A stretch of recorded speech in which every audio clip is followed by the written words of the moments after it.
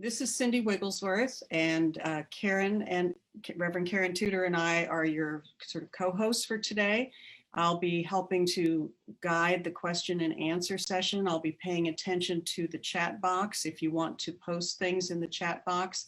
And when we get to the end, we'll also explain to you how you can raise your hand if you would like to be called upon for a direct sort of Q&A conversation. The presentation today is on the living history and bright future of Freedmanstown. And we have three wonderful co-presenters today. We have Eileen Lowell, Zion Escobar, and Sharonda Johnson, and they are going to introduce themselves to you. So I will turn it over to them. Yes, so thank you so much for having us. Can everyone hear me, first of all? Yes. Wonderful, wonderful. So as Cindy mentioned, we're so grateful to be here, and we're going to talk about the living history and bright future of Freedmanstown. But first, we're going to introduce ourselves in a little bit more detail. Good afternoon, everyone, and thank you so much for opening your hearts today to join us. My name is Eileen Lowell, and I have the honor of serving as the president of the Houston Freedmanstown Conservancy. And we are so delighted that you're here today, and we especially want to thank Reverend Karen Tudor and Cindy Wigglesworth for extending the invitation for us to join you. And I'm not going to do a lot of presenting because I have two individuals who are my superstars. They're on the front lines that do everything called Freedmanstown, and I want to reserve all that time for them. But I do want to make a connection. One of our key members of leadership was Dr. Bishop King, Dr. Barbara King. She was recognized by Unity in 2009 with the Light of God Expression Award in Society. So I just wanted to let you know we already have a connection and a connection that has been there. And again, I'm going to turn it over to Zion to take you through the presentation, but I just want to say thank you on behalf of the board of directors and all of our advocates and supporters of the Freedmanstown Conservancy. Thank you. Thank you so much. And again, we are so grateful to have this time with you today and grateful for your support. As mentioned, I'm Zion Escobar. I'm the executive director of the Houston Freedmanstown Conservancy, and I look forward to sharing a great deal of information with you about the history and the future of Freedmanstown. And Sharonda, would you like to introduce yourself? Good afternoon, everyone. My name is Sharonda Johnson. I am the vice president of the Freedmanstown Association, and I am also the president of the 4th Ward Health and Educational Center for Youth Incorporated. And it is an honor for me to be here today with y'all.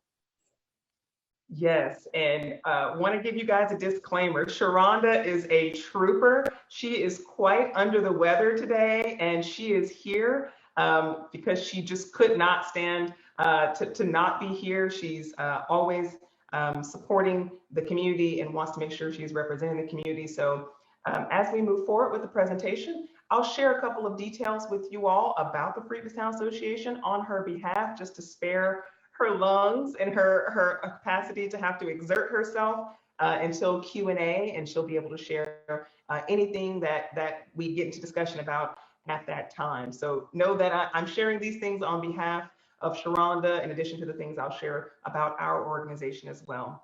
So with that, we'll move right into the next step. Pardon me.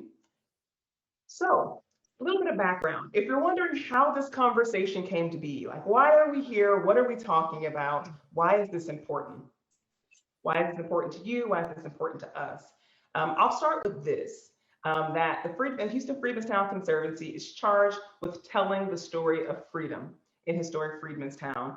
As you heard in the title of this event, it is Houston's oldest African-American neighborhood, and it's located in the 4th Ward District. Many people have heard of 3rd Ward and 5th Ward, but some people forget about 4th Ward. And so we want to make sure that you understand the importance of this community in the history of Houston and of Texas and the nation and abroad.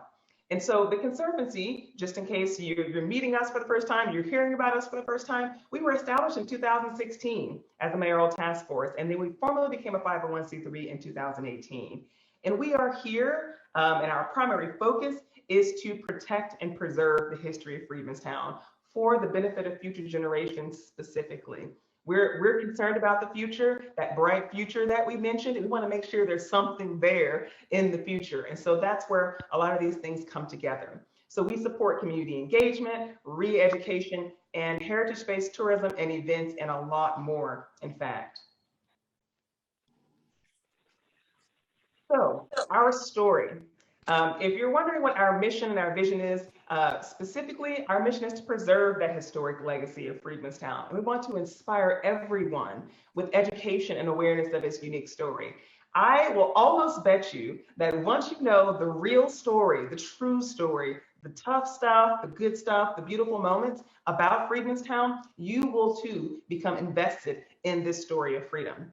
And so our vision is that there will be global recognition of this historic district, and that it will transform your understanding of emancipation to be the story of freedom. Many people don't have that association right now, and we aim to have the world understand this story.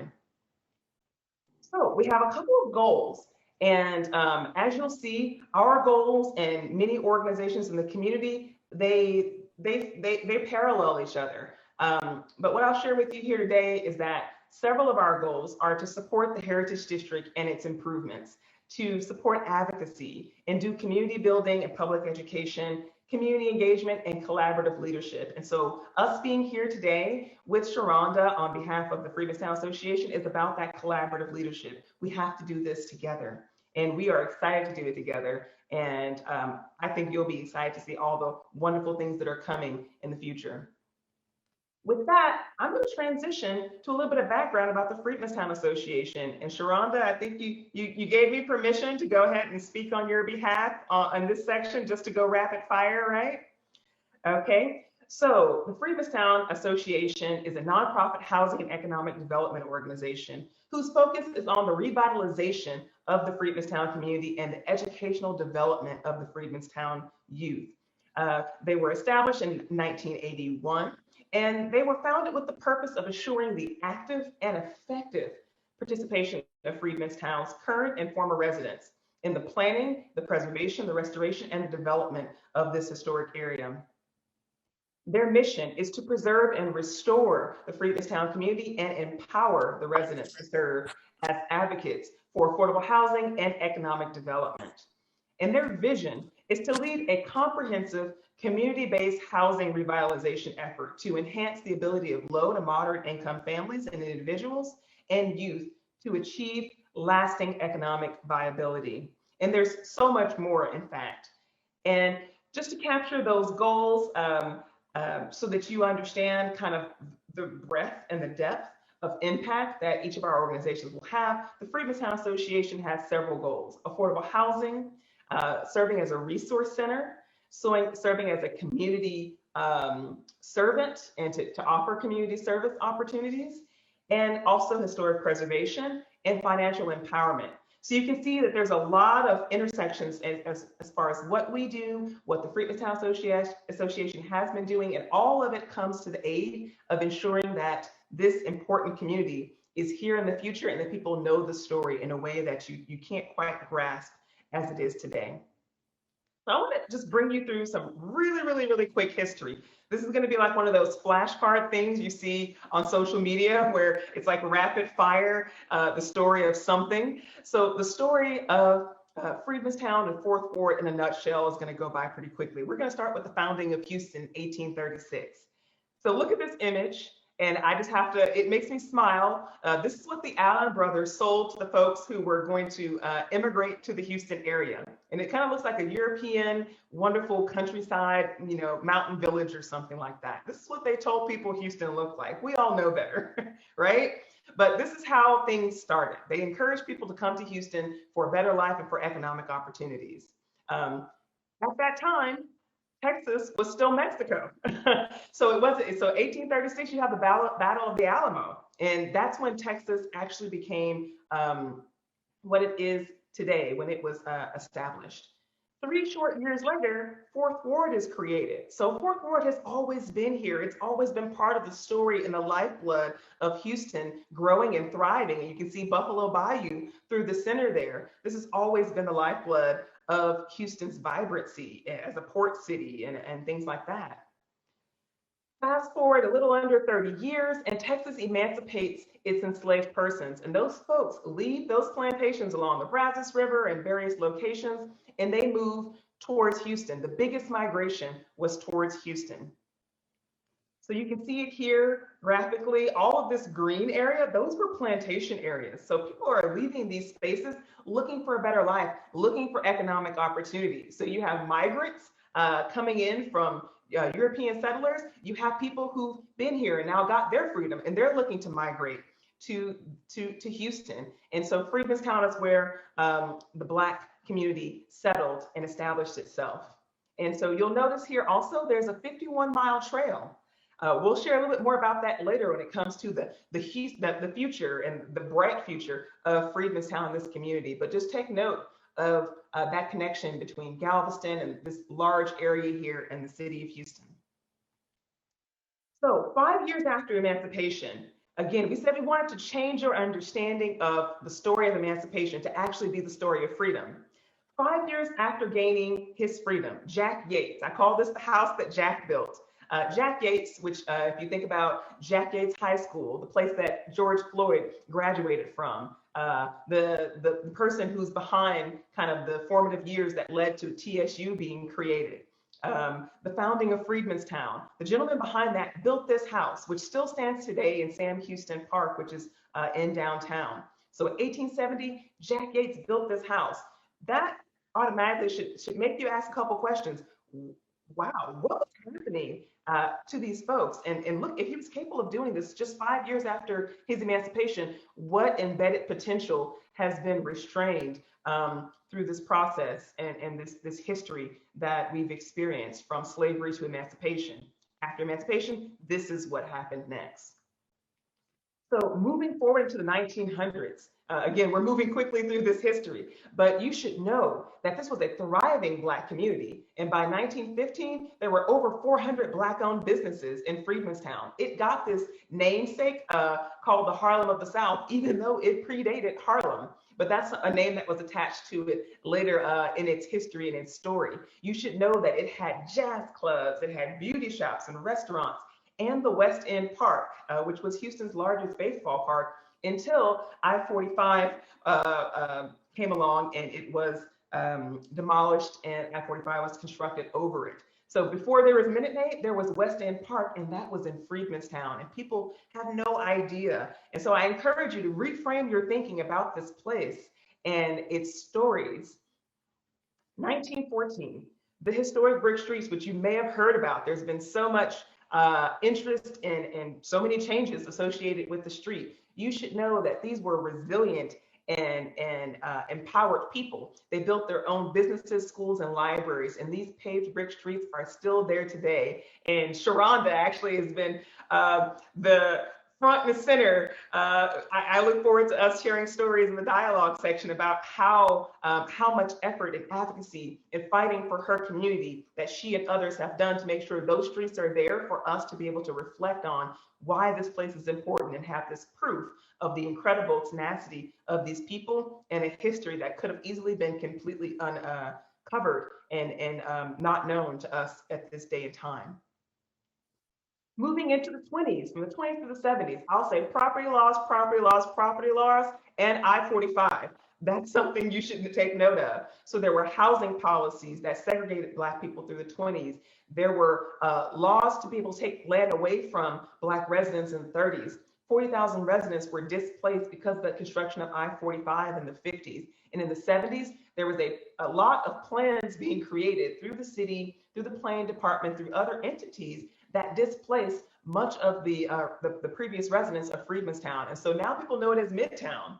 And it's a pretty popular and popping spot, but you don't know that you're standing in Freedmanstown truthfully. And so I want to make sure you see this community as a beautiful place for what it was and what it is and what it's going to be. If you want to get some perspective that we don't have time to share here today on this community, there's an interesting documentary with a very provocative title, I'll be honest with you. It's called Who Killed Fourth Ward?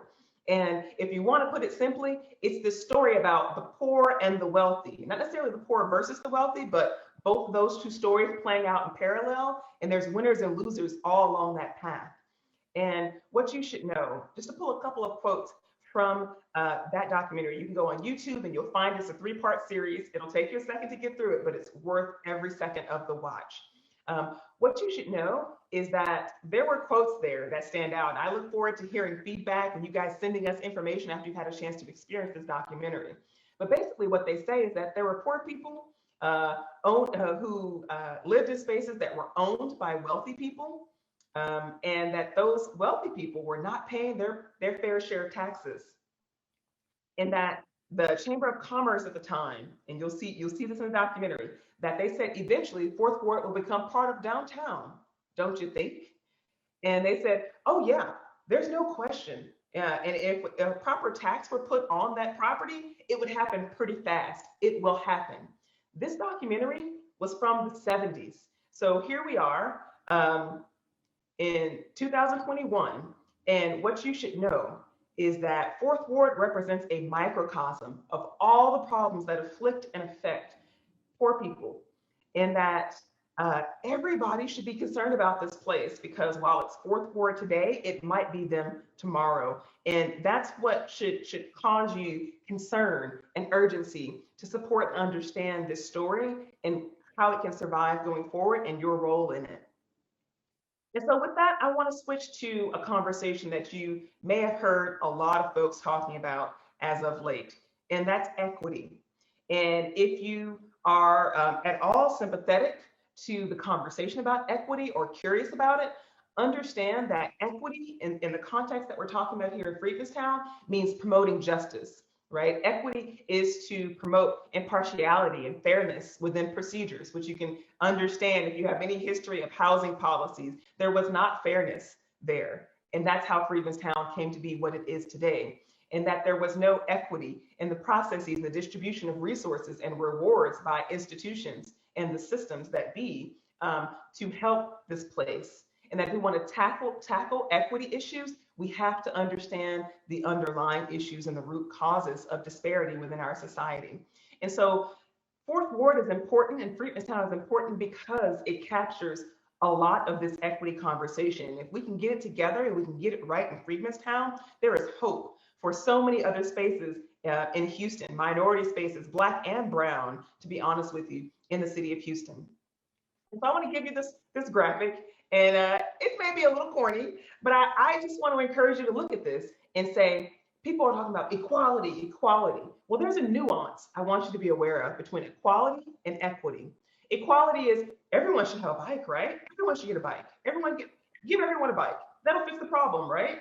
Everyone should get a house. Everyone gets the same house. That doesn't actually solve the problem when you understand that equity is solving the right problem for each individual and meeting them where they are at their needs. This woman is mobility impaired and cannot use a bike that is the standard 2-wheel bike. She needs a different solution for there to actually be equity. This gentleman is very tall. He needs a different size bike than the little girl here or the young woman here. And so you can see that not all things are one size fit all. So when we're talking about equity, we're talking about the appropriate solution for the community where it's at today. Not everything should be copy and pasted from every community. We have to be allies and stewards of what solution works with the community. And so I want to take you back on another part of this conversation. We're talking about equity, but we're also talking about memory.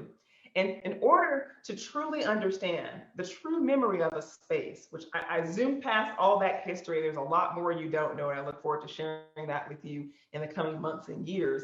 But you have to really reflect on and meaningfully engage the people who embody those stories and those memories.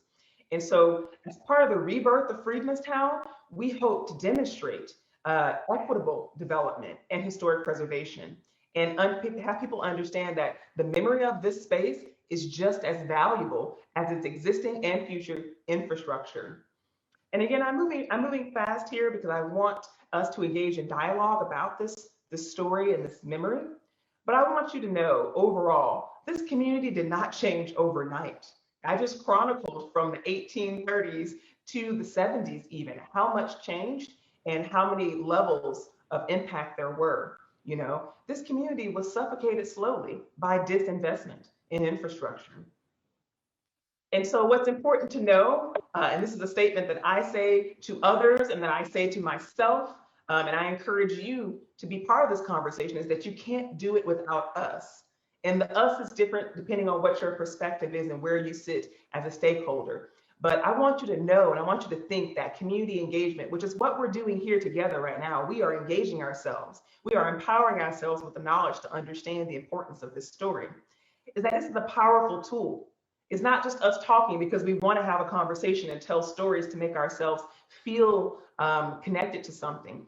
These stories, this engagement is powerful because we can create better policies when everyone's on the same page, understanding what happened and what we have to do differently to not repeat the same mistakes that were done in the past. If we want to actually insist on addressing inequality, we need to engage the community that was affected and that is affected still to this day. If we want to foster community support and build stronger communities, this is the path in which you start to do that.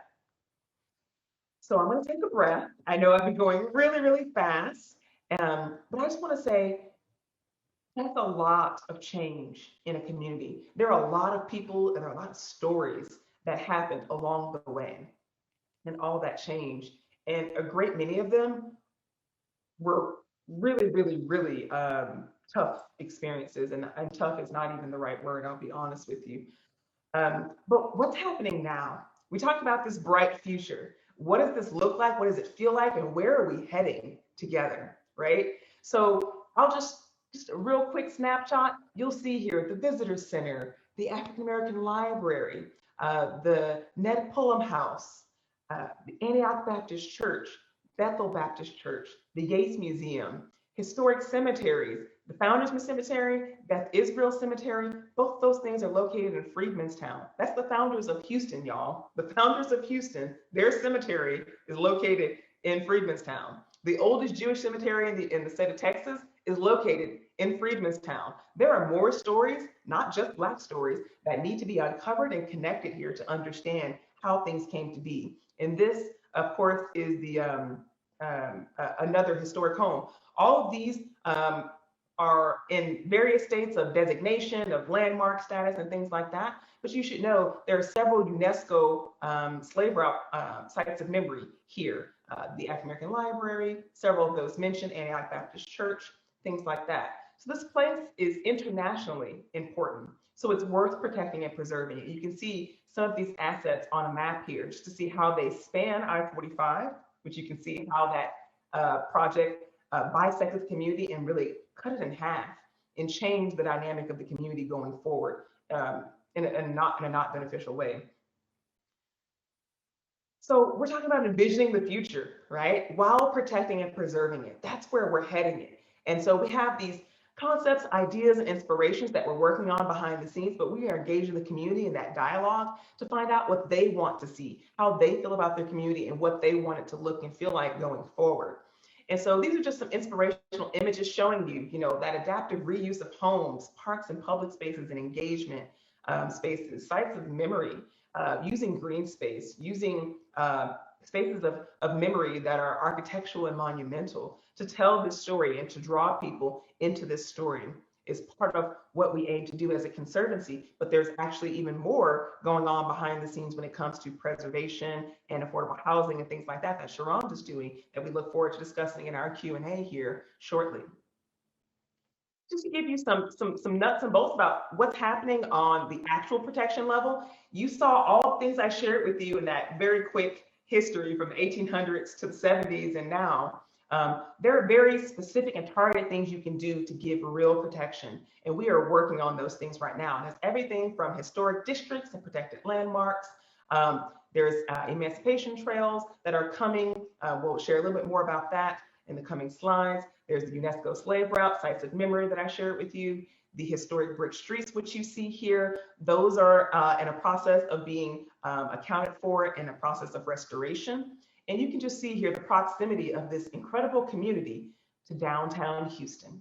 And that I want you to know that even City Hall sits on what used to be Freedmanstown, y'all. So there's so much you don't know about Houston. Buffalo Bayou has always been there in this community, started along the banks of Buffalo Bayou. And so we go way back. And so we have to protect that legacy and that history for the future. Again, just giving you a big view, overview of what this place, the footprint of the operating area that we're going to be protecting and preserving. This is that footprint. I won't go into too much detail, but you should know that in this dashed blue line, since 1985, the year I was born, this area received its National Register of Historic Places designation, and it's been protected.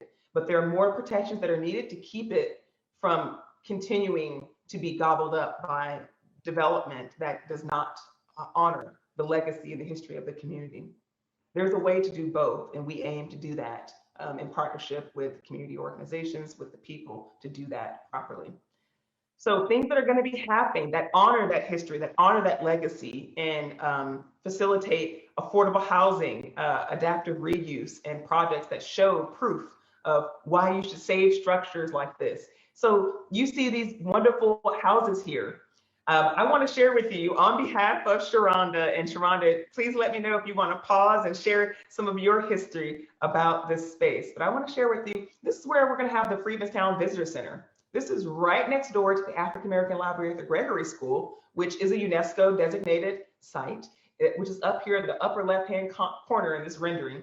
These three spaces will be activated, but there's a special history to specifically this house on the far left. Sharonda, would you want to share anything about that really quickly? Sure. And I also left this out in my introduction too. I am a 5th generation descendant of Freedmanstown as well. And the third house on the end there was my childhood home. I grew up there, and I actually used to play on top of the Gregory School when it was an abandoned building. I actually witnessed Mount Horeb Missionary Baptist Church burn down in that same house. So just a little insight for you. Yes, yes. And so what's important is that you understand that preserving and protecting these histories, these stories, it all comes full circle. Sharonda has been watching this community change and is on fire and trying to protect her community because she sees what could happen. And so we are honored to be able to reuse these spaces to continue that story, to honor the legacy, the history of her family as well in permanent exhibitions in these spaces, but also to invite everyone like yourselves to come and join this conversation, to have tours. You'll see there'll be everything from family reunions and things that kick off here and come and learn this story, and genealogy and explore your connections and the various structures, the designations, and the living history. But there's so much more that's going to happen here. And so one of the ways that you'll be able to experience this place is through an app that's in development. That's going to be an immersive digital experience. So there's a bright future, and you'll have a way to be able to tap into that story on your phone as you come with your family. This app will connect into, hopefully, the full 51-mile Emancipation National Historic Trail that's coming to the region as well. But I just want to let you know, we won't go into too much of it right now, but there are tools on the way for you to be able to get some insight into this story of freedom and start to really experience it for yourself and understand just how gripping some of the information is. There's also an Atlas project, the Freedmanstown Atlas Project, which is a collaborative project funded by Rice's Race and Anti-Racism Research Fund. And so this is just a quick snapshot of something they did, a group that's helping us out did for the Rice University campus. And you can see that basically you're able to go back in time from the 1800s to 2020 and visually see how things are changing. That in itself tells you a lot about what really happened here. When you see what was there and what came to be of that space, and you get footnotes and details on the why behind it, you'll be able to experience those things in the coming months and years with the development of all the content and the story being curated and put together for you to understand why this place is so important and how much it's really kind of suffered under the weight of neglect, and why you should support it so that it's no longer neglected. Just overall, and we're wrapping up here pretty shortly, timeline of where things are going for the Conservancy. And there's a parallel path for the Freedmanstown Association. Again, I'm speaking on Sharonda's behalf only to save her breath, but there's so much more that she is a part of in helping these parallel processes that are going on behind the scenes. So you can see we started, the Conservancy specifically started as a mayoral task force in 2016, and we are on this very expeditious path of the Emancipation National Historic Trail bill going from being a bill to being a public law in 2020. You know, we got these slave route designations. Other organizations in the community were part of that support and part of that application process. We have a heritage district that's in development. It'll be Houston's first heritage district. There's strategic planning going on because, as you can imagine, you have to go about the rebirth of this community in a very strategic and targeted fashion. A Barbara Jordan Memorial is coming to Freedmen's Town, and so that'll be something you should be on the lookout for in the future.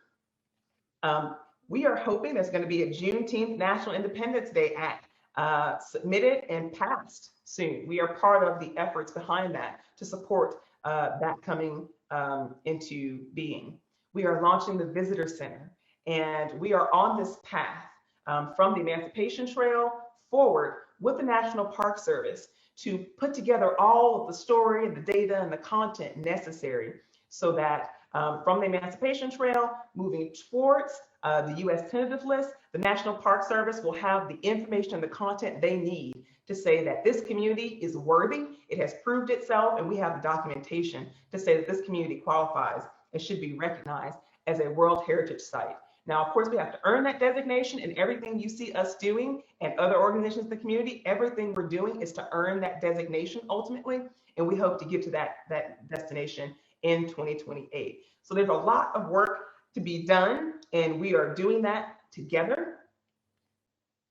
And I want to share with you how you can help. But before we get to all of those details, I want to take a pause, and I want to see if there is any questions.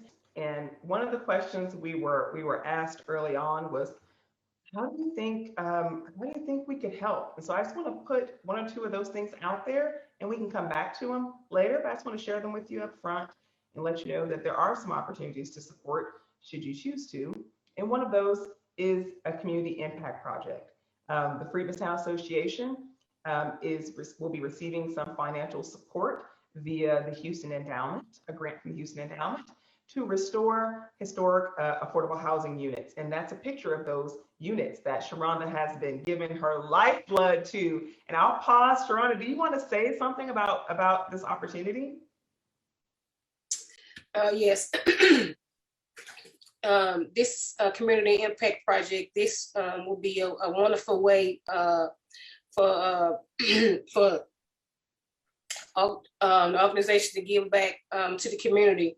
And so this is our, we have 8 affordable rent units available for affordable housing renting units for our community. And we're trying to restore them with the community grant from the endowment, with the Conservancy. And this will be a community impact project that can basically impact, current residents in the community. So basically money that's coming from the top can actually trickle down to the community, because most times that has been missed in the past. And so now with the help of the Conservancy, so maybe we can steward that together now as far as projects to impact directly to the community. That's wonderful. We've got a couple of questions in the chat, and one person, Reverend Shirley, has raised her hand. So I'll read the questions in the chat first, and then Reverend Shirley will come to you. So hang on, I'll get there. The first question in the chat says, are the majority of persons presently living in the Freedmen Town area renters or homeowners? Oh, it's 76% renters, if I'm not mistaken. Correct. Yeah. And then I would guess the follow-on question to that is, isn't that part of how this has become a problem, because the owners weren't the residents? Yeah. Correct. Residents don't have a vote or a say in what goes on. Only the owners do. Right. And there was, I assume, some relationship potentially to this, to all the other systemic discriminations that were occurring since the Civil War, which included difficulties getting mortgages, et cetera. Correct. And what ownership that Black families did have, they were swindled out of by some kind of trickery. Mm. Yeah, so the legacy of injustice perpetuates across the generations, leading to these kind of numbers. Correct. Yeah. Anything else you want to say about that, any of our lovely presenters, before I go to the next one?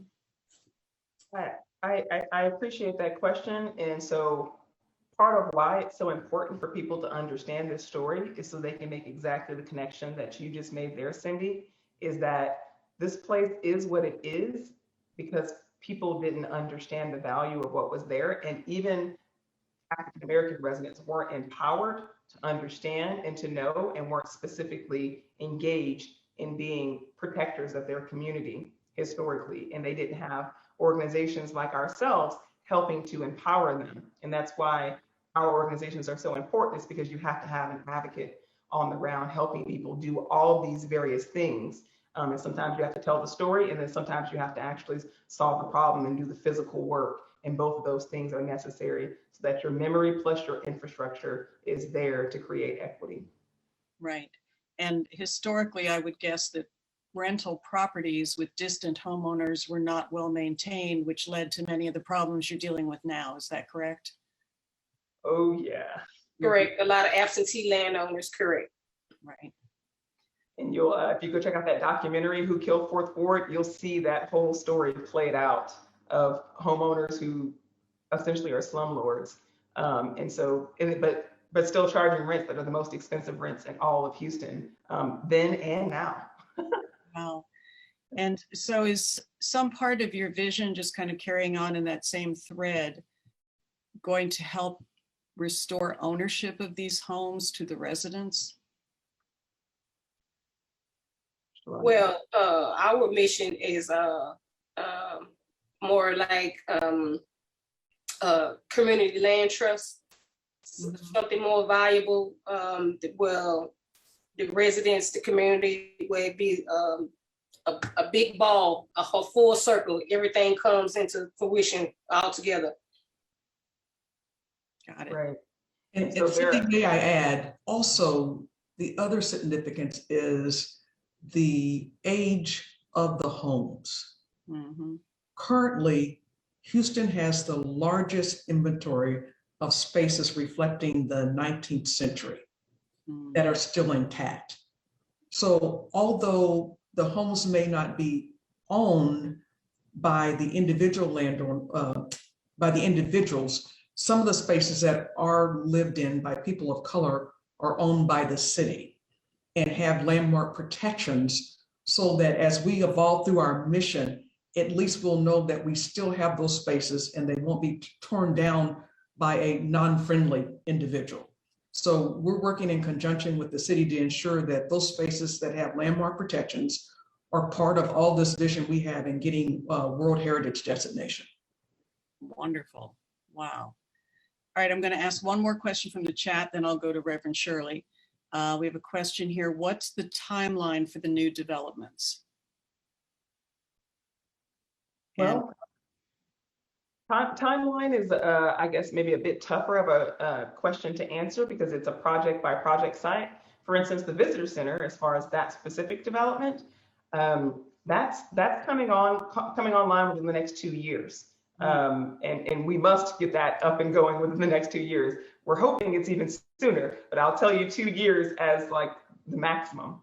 And so all the other developments are a matter of having the financial support and having the buy-in and the planning efforts done and completed with the community to say, okay, now these properties can be acquired, they can be protected. That's a more robust effort. That's a little harder to pin down as far as a specific date. Until you own all the properties and you can plan the specific project, you can't really truthfully state the date that it would be developed. Could you say a little more about the urgency on the visitor center? I gathered from the way you spoke about that, like that's a hard deadline. So there's something really pressing about that for you. Ivan, would you like to speak on that? Yes, it is pressing because that's a directive that we have been given by our elected leadership. And that's something that they want to happen. And we want to ensure that that is done within that time frame.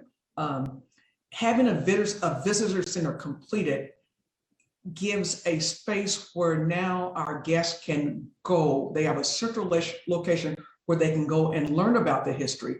But what's even more remarkable about that is now they can physically go and see what they've just learned about.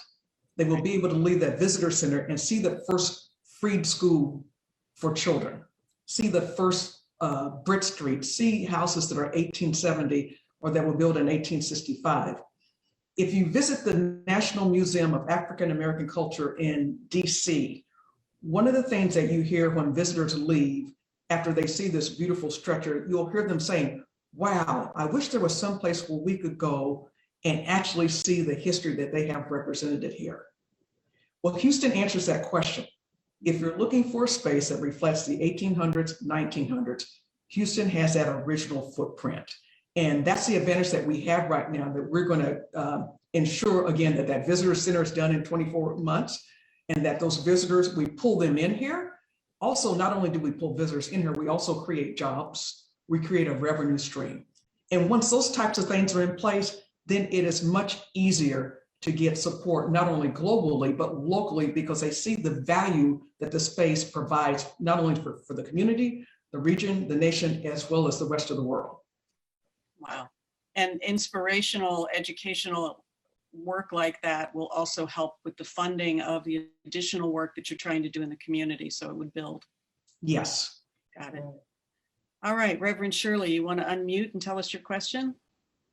Yes, I read an article fairly recently that Houston way overplays our history as a Western town with cattle and cowboys and ranches. And we tend to ignore or gloss over the plantations and the cotton and the slaves. And I just want to know what you think about that. And I appreciate that your work seems to address that history in a way that we just aren't taught a lot of times.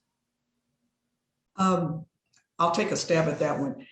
Unfortunately, that same approach is applied to people of African descent around the world. Our history has not been included in school curriculums, so no one really knows about it. In 1996, the World Heritage Organization met in Ouidah, Benin. And one of the outcomes of their meeting was, until all curriculum includes everyone's history, we will never have normalized race relations. Our history has to be included for us to have normalized race relations. The history of African Americans is the last history to be collected. And these are not my words, this is from the World Heritage Organization. Everyone else has been documented, recorded, and presented. Ours is the last. And part of their efforts, they started in 1994, they have already documented the continent of Africa, they have documented Europe, and the United States, or what let's call the Americas, received an individual, Dr. Jane Flowers, became the representative for the World Heritage Organization in 2016. And since that time, she has been documenting spaces reflecting people of African descent. And hopefully that will be included in the Global Flagship Register, where you can take a tour, and regardless of what part of the Americas you visit, you can walk in the footsteps of the Great Migration or the transatlantic slave trade that happened to people of African descent. Wow. That's awesome. And I love the overarching comment about we won't have healing in race relations until we have history of everybody's story. It's such a foundational piece of empathy and understanding. If we can't see each other, it's so easy to other each other. And that's a lot of the evil we see in the world these days. Shirley, was that your question? Are you complete? Yeah, I think that the Western mystique is sometimes more emphasized, but that we, like you said, we haven't, Houston, maybe Texas, especially Houston, hasn't really dealt with our past as a town that had slaves and plantations and cotton. I mean, we know cotton was really important to the economy of Houston, but I almost think that some of the leaders of Houston, the promoters of Houston, tend to pretend like we were this Western town with cowboys, and I just think that's maybe not as accurate as people would like. We definitely agree. Yeah, Reverend Shirley, you're absolutely right. That's what's sold. But guess what? That story has been repeated so many times, it's not new anymore. And where the revenue streams are now are on African American history and the migration of Africans in the Americas. I think the impact that the untimely death of Mr. George Floyd that took place last May, if you notice around the world, there was not a country, there was not a space where anybody had a pulse where they did not recognize and relate to that incident. And shortly after that, Juneteenth, you had over 300 countries celebrating freedom with Houston, over 300 countries. So the transition from the Western, the cowboys and that narrative that was once written, it's no longer a new narrative because everybody realizes it's not true. And again, everybody's story has to be included, and we now have to tell the truth. But the good news is, if you tell the truth, it's going to create revenue streams for your community. Our value is, you can't replace what we have. And I kind of get on my soapbox. It's just, I just wish I could put some gold behind me to show you the value of what Houston has as far as history, and also that it's still here. You cannot go to another major city in the USA and find the first church, original brick streets, and more importantly, you can't find a 5th generation resident like Sharonda. That is absolutely unbelievable. So we have something that is very, very valuable, and it's a role of the Conservancy to keep promoting that and to encourage individuals like you that are listening to us today to say, guess what? These guys have something. You need to listen to what's going on. You need to get on the bandwagon, because Houston is going to be the premier city when it comes to promoting our history regarding people of African descent that arrived and settled here in the Houston city. And to that effect, the specific projects, like you said, when are we going to change that narrative from the Western to the rest of the story? The Emancipation National Historic Trail study is exactly that pivot, right? So know that we are working in conversation with the Visitors Bureau, with Visit Houston, with Houston First, and that their primary focus and what they are literally banking on as their next chapter of how they're going to evolve tourism and interest and economic growth in the Houston region is this Emancipation Trail, and making sure that all of these small settlements, freedom colonies, there's a great assortment of places that have stories that have not been told, putting all those stories together for the Black diaspora to come back to the region and understand the context, right? And that Emancipation National Historic Trail gives everyone an opportunity to get on the same page. And there's so much of it, as Eileen said, it's no denying, like, wow, there's 51 miles, an entire region of Houston that had never even been discussed in a conversation. And so many important people have come out of these places. You know Booker T. Washington, but have you heard of Emmett J. Scott, who's the guy who was his assistant, who's behind Booker T. Washington all these years? He's from Freedmanstown. And you think about all the Booker T. Washingtons, all of the schools, the high schools, the elementary schools, all over the United States. Why don't you know that the #2 guy who was his go-to, who was his ghostwriter even for all of his authorship, was from Freedmanstown?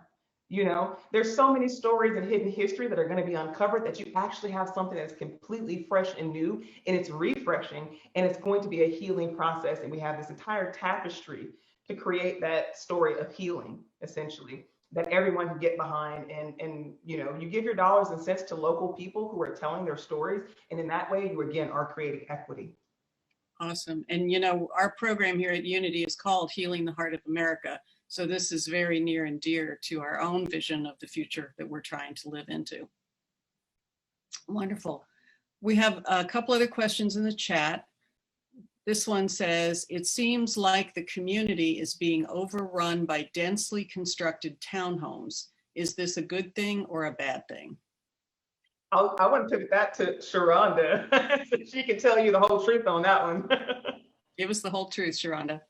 Well, that would be the case, from the outside looking in, but no, that's the community is not being overrun by condos and townhomes. Actually, it's redevelopment, and that's what it is. It's redevelopment, and we just want to make sure that our residents can actually be a part of the redevelopment and to benefit. So the community, so I affectionately call the community. We have our new members of the community, and we have our old members of the community, and we just need to, I guess, everybody get together at a meeting point and just to see, like, we were here, y'all are here now, so what are we going to do now together?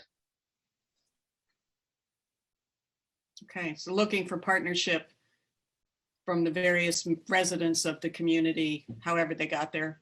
Right, because you moved into the area, you might not have known the significant history of where you moved into, but once you learn the history, so it seems like it'd be just, a balance for you to come into a community and try to see, what can you do to right the wrongs. And surprisingly, that's what happens. Our new residents, they seek us out and they want to know, like, hey, I didn't know, I bought my house on Andrew Street. I didn't know it was the historic, it was this, it was that, so what can I do to help?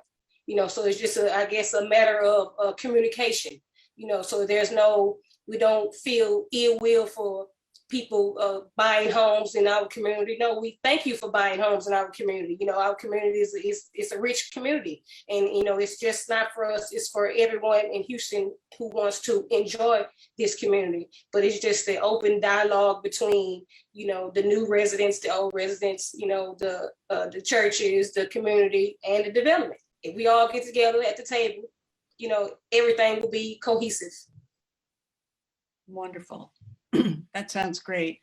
We've got one more question, and then I think we need to share the information about if people want to make donations again, because I think there's another slide as well to come. But the last question in the chat is there a historical tour of Houston Freedmen's Town? Well, there actually is.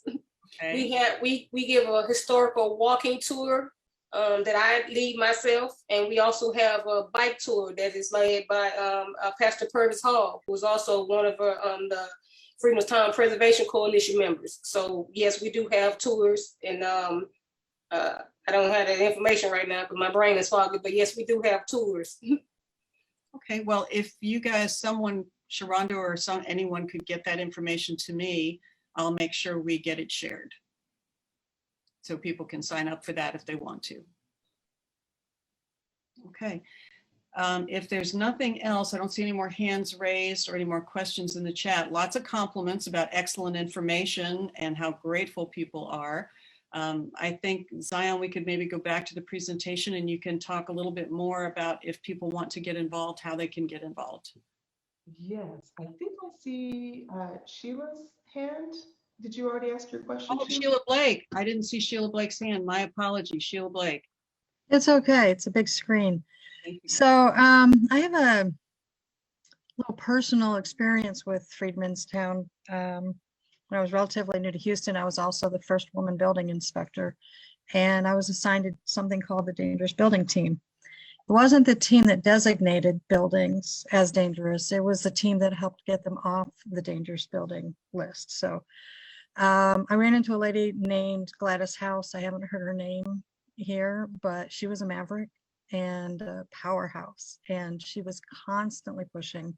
I think she was involved in getting the designation as a nonprofit. I liked her a lot, and we were friends. And back in the 90s, it was really hard to go into those homes where the slumlords did not fix them up, and people were there having houses fall down around them, and they would get declared dangerous. And I would go in and see what we could do to try and make them meet code, at least be livable. And sometimes I came back and the house was gone. And my heart was broken because I knew those people were displaced and didn't have anywhere really good to go. So I'm so grateful to see what you're doing. So glad to see it. I'm definitely going to be a donor all these years after that. I remember the Allen Parkway Village controversies and how often gentrification has just tried to shut it down. And now we see all the Texas Freedom Colonies disappearing, and you're able to hold on to one. And so I'm just really glad for what you're doing. Do you want to speak about the Allen Parkway villages, maybe? Oh, well, let me speak to you about Miss House. Miss House is still fighting the good fight. She is still bootstrapped on the ground. She's still fighting.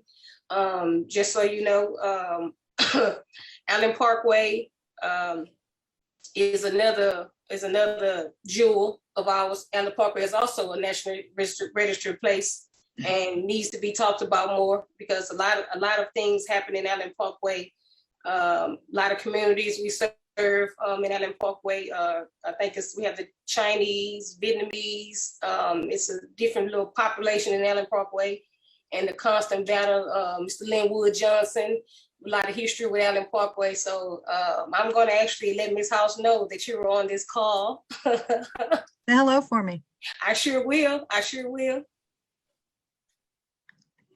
Yes. So exactly what you just said is part of why you see us working together, because there is an entire lineage of history that's there, right? And effort and empowerment that goes along with that, of tapping into that original fight, essentially, and understanding how things were done so we can have a strategy on how to undo some of those things, right? And when you have legacy homeowners, legacy activists and grassroots organizations, then you can actually try to figure out, you know, how do we do this different? And even with some of your knowledge about how people were cleverly finding ways to put things on certain lists, right? Some of those same tactics had been used. Fortunately, we're actually turning a corner of cooperation and collaboration with various city entities and agencies, and there's new advocates who now understand the story and therefore are allies in protecting it. And that's why we put those two things in sequence. Once you understand the story of how bad it has been, you can't, in all honesty, ignore it, walk away, and be like, well, okay, good luck. You know, so that's why it's so important to tell the story of freedom. It's not just for telling the stories, because stories like yours, where it's affected your life and you watch someone be displaced, you know what that's like, and you know that it was a policy change. It was a piece of paper that allowed that to happen to an individual. And so that's why we support advocacy and protection and telling the story at the same time in parallel. Wonderful. Thanks, Sheila. Great story. You both engineers, I think, so you probably have to talk to each other about. Yeah. No. And here's that slide, Cindy, you mentioned. Yes. So ways that people can get involved, how they can help.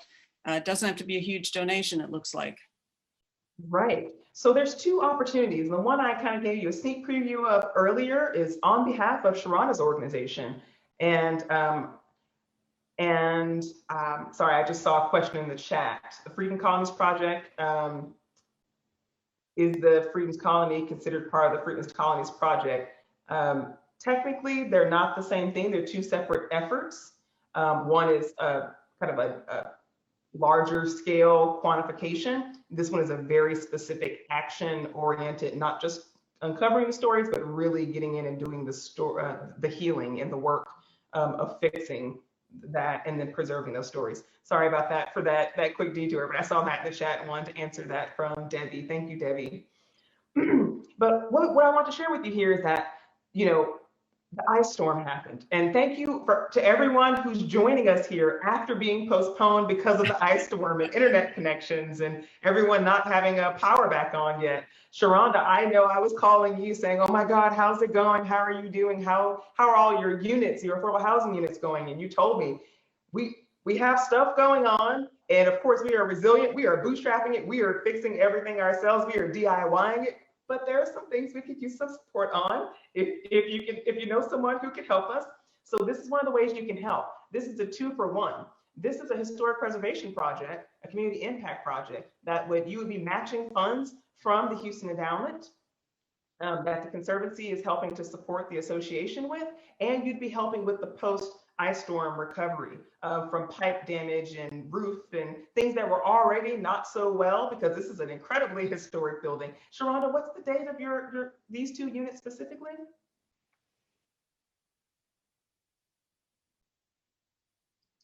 She's unmuting. 1936. There you go. Wow. So you can imagine how much love and support they need and how they weathered that ice storm. And so you see this list of things here, and these may be larger dollar things, but know that if just 25 people, which is everyone who's on this call, if you gave $200, you as Unity of Houston could actually provide the building materials to fix both of these structures in one fell swoop, right? You could, with 30 donations of $100, fix the AC and heating units, which, you know, they were huddled up and cold and didn't have working units during the storm. And in the future, because of the importance and the work they're doing as far as affordable housing and showing the concept of changing historic homes to be affordable housing units, you don't have to tear them down. They can be the building stock that Houston needs. Supporting those things makes those units available to more residents and makes them legal and code and all these other things that need to be done to maintain them in the future. So that's one opportunity and one level of support. And the other opportunity is the visitor center that I mentioned. That's a community engagement hub. And I feel like I've shared with you the importance of community engagement. It's not just for the sake of talking and having conversations. How do you actually change things? You have to engage people. And so these structures, you know, with our legacy resident Sharonda, you know, being part of this story of one of these three structures, these projects are here for a bigger reason. The Emancipation Trail, the World Heritage Site, when all of those things come into play, this will be where you come to experience this community, right? So the story of this community, Sharonda's family's story, will be integrated into this whole process. And so, of course, you have many, many steps along the way. But a donation of $5,000 would get us through schematic design phase 1, right? To get additional funding and support from donors and from agencies and things like that. Community outreach to talk about activations at that visitor center would be of $2,000, would get us well on our way and get started. So you can see the breakdown there. Overall, however you choose to give, if you choose to give, if you text GIVE to 713-929-2109, those funds will be parsed out based off of whatever it is you designate as your donation. If you say I'm donating to the historic preservation of the affordable housing units, it will go directly to Sharonda. If you say I want to support 25 here and 25 there to the visitor center and to the affordable housing units, those things will find their way to the end uses, and you'll be kept up to date on how it's all going. And in 2 years, you'll see the return on your investment, and you'll know that you were part of the founding donors to help bring this story full circle. And you see how it's all connected. It's not, none of these things are an island. They're all part of really the rebirth of this community. And so we just invite you to support that rebirth on any level and in any way you can. So that's our ask. And Elise is also asking if you have any info on the Jack Yates Museum project. For info on that, you would contact the Yates Museum directly. They have a capital campaign that they're doing for their individual projects. They are making great progress as of late. And so we're very inspired by that, and we want to keep them going, and they need materials and support as well. So the Yates Museum has a website. I think it's rbhy.org, and I may have that incorrect. I'll have to check Google real quick for that. But if you Google them, you'll find their site, and they have ways for you to contact them directly and donate. So again, multiple partners in the community, all trying to assist with making sure what's there is there in 50 years and 100 years from now. So we encourage everyone to support everyone, not just us. Wow. Wow. Well, last chance, folks, if you want to put a question in the chat box or raise your hand, it's your last chance. We're coming to the end of our time. And while we let people think about that, I just want to say, wow, I have so appreciated this overview. I've learned so much. I feel like I have so much left to learn. I'm going to go look at that documentary that you mentioned. And I can't wait for the visitor center to be a real thing, that I can come and learn the stories and take the tours. And maybe we can set up a tour for Unity folks through Healing the Heart of America for now, even though I know your visitor center is not built, but a walking tour maybe for anybody who wants to do that. So we can maybe be in touch about that. Absolutely. Wonderful. All right, I'm not. Sharonda, were you about to say something on that? No, I was saying maybe Zion, we can do that. Yes, yes, we do private tours now, and there's individuals. Sharonda, she'll collect your monies, and we kind of walk around the community together and tell a lot about the past, and then also about some of the future elements coming, and kind of how each of our roles are connected, and what we're all doing to bring everything full circle. So absolutely, I think we've had groups from other churches, even from as far down as Clear Lake, come Right. up. And groups of 20 and 30 people at a time walking through the community, socially distanced, of course, but walking through the community together and doing private tours. Wonderful. Well, anybody who's on the call who thinks you might be interested in that, just mention that in the chat, and I'll print it out and keep track of who I know wants to potentially be invited, and we'll see if we can get something arranged.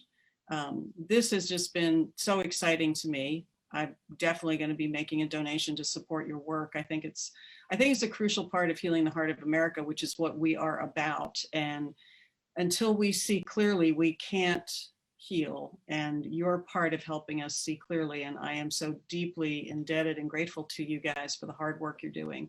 Thank you so much. Your vision is inspiring. Thank you.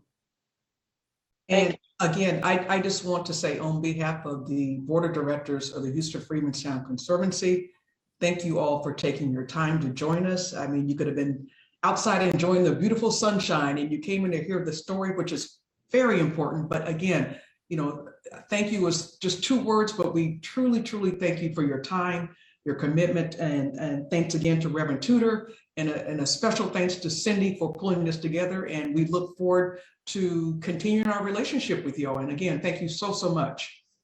Thank you, ladies. You're absolutely wonderful. Many blessings to all of you and to everybody on the call. I'll stay here and keep track of the who wants to go on the tour for a few more minutes. If you're still typing, you don't have to panic.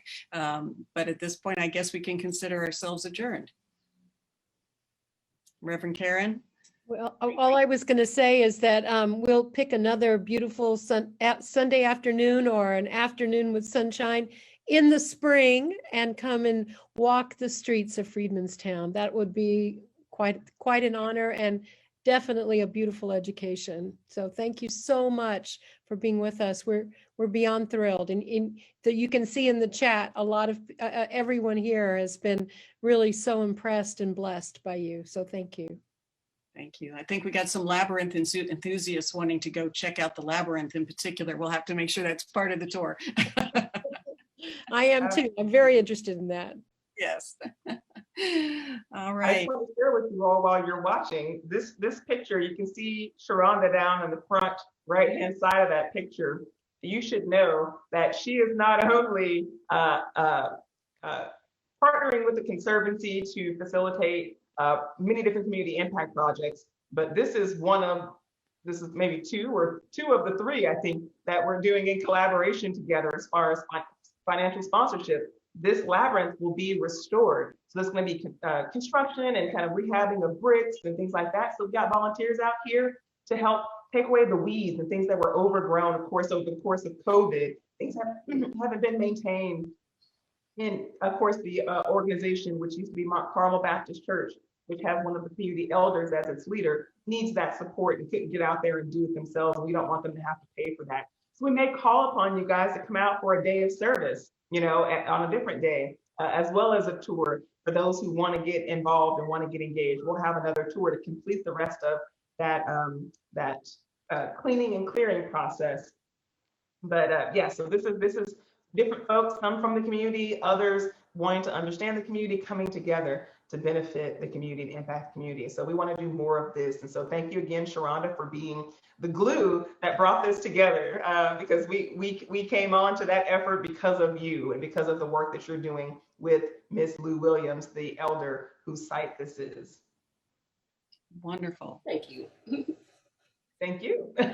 So with that, I just wanted to let everyone know what that picture was about. That's fantastic. I think we have a volunteer to help with the cleanup too. Elise has posted. So you probably can get some volunteers here to come and help clean up the weeds. Thank you. Thank you. Wonderful.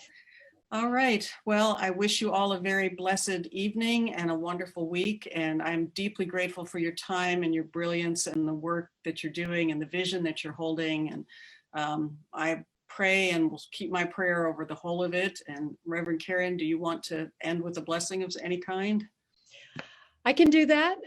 I just say that as we get ready to close for the day, let us go back into our lives, enriched by this experience, by this shared history that really blesses this community, blesses this city, and which in turn, of course, always blesses the world. And it comes through each of us, and it is doing its holy work through us now. And so it is. Amen. Amen. All right. Amen. Thank you and much love to all of you. Have a great evening. Thank you very much, everybody. Appreciate y'all.